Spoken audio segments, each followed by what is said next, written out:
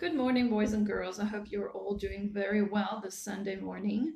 We're now starting with a book called Exodus, and it follows right after the story of Joseph. Now, Joseph and his family lived for a very long time in Egypt, and finally they all passed away. And then other people, people that were also part of Joseph's family, continued to live in Exodus. In the time of Exodus and in Egypt. So that's where our story continues today. And you might be wondering, we're going into Christmas time. Why are we talking all about Christmas stories? But you will see soon enough how this story actually connects so much to the Christmas story. So boys and girls, as always, we're reading out of the Bible, the Holy Bible, God's Word, God speaking to us. So we always need to be listening very carefully to what he is saying to us. We will first of all be reading from Exodus 1, verses 6 to 11, and then we will read Exodus verses 22, also from chapter 1, and then Exodus 2, verses 1 to 4. So it's a few different passages. I'll just say it again. Exodus 1, 6 to 11, Exodus 1, 22, and Exodus 2, verse 1 to 4. And of course, we will be reading out of the New International Reader's Version, which can be found on the YouVersion app. So, boys and girls, let's listen very carefully about what happens in the book of Exodus. Joseph and all his brothers died, so did all their children. The people of Israel had many children. The number of them had greatly increased. There were so many of them that they filled the land. Then a new king came to power in Egypt. Joseph didn't mean anything to him. "Look," he said to his people, "the Israelites are far too many for us. Come, we must deal with them carefully. If we don't, there will be even more of them. Then if war breaks out, they'll join our enemies. They'll fight against us and leave the country." So the Egyptians put slave drivers over the people of Israel. The slave drivers treated them badly and made them work hard. Then Pharaoh gave an order to all his people. He said, "You must throw every Hebrew baby boy into the Nile River, but let every Hebrew baby girl live." A man and a woman from the tribe of Levi got married. She became pregnant and had a son by her husband. She saw that her baby was a fine child, and she hid him for 3 months. After that, she couldn't hide him any longer, so she got a basket made out of the stems of tall grass. She coated the basket with tar. She placed the child in the basket. Then she put it in the tall grass that grew along the banks of the Nile River. The child's sister wasn't very far away. She wanted to see what would happen to him. So that's the story for today, and it ends actually a little bit on a cliffhanger, meaning that we don't know what's going to happen next. It's actually a little bit scary.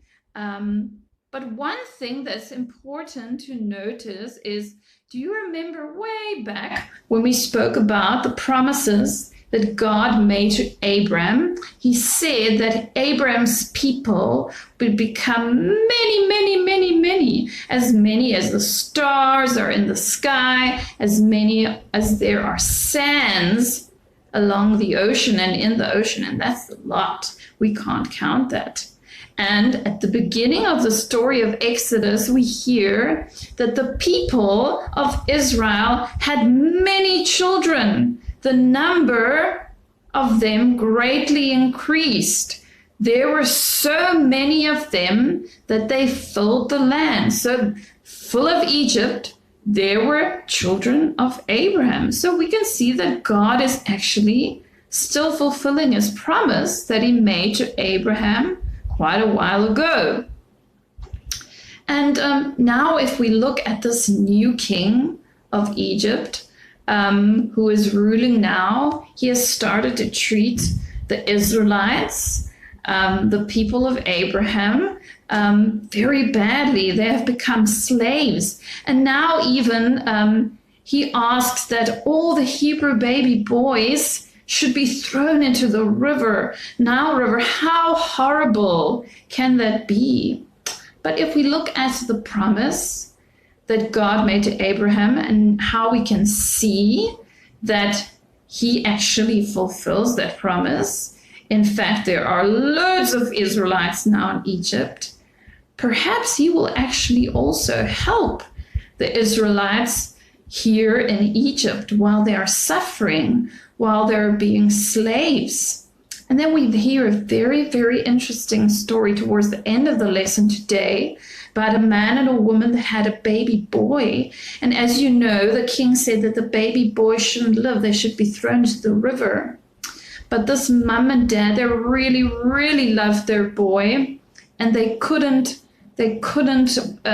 take it into their heart to show their boy to the Egyptians because they knew that they would want to kill the boy. So they hid the boy, and then eventually when they couldn't hide the boy any longer, his mom made a special basket for him. She put tar around it so that it wouldn't drown when she puts it in the river, and she hid him in the tall grass in the river. And I want you to think, do you think God will protect this baby boy? Do you think he will look after him? And I'm sure some of you actually already know who this baby boy is and what his name is. So very exciting. We will hear what happens next with this baby boy in the basket next week. So let's think of a couple of questions. First question, which of the promises that God made to Abraham are being fulfilled at the beginning of the book of Exodus, the part that we just read? Then second question, the new Pharaoh says that all the Hebrew baby boys must be thrown into the Nile River. Do you think that God will still help his people? Think about it. And then the last question, third question, who do you think is the baby boy who is placed into the basket? And that's all we have for today, boys and girls. I hope you have a very, very special day. And I want you to remember that God always keeps his promises. Please remember that. Okay, well then I'll see you next week. Bye-bye.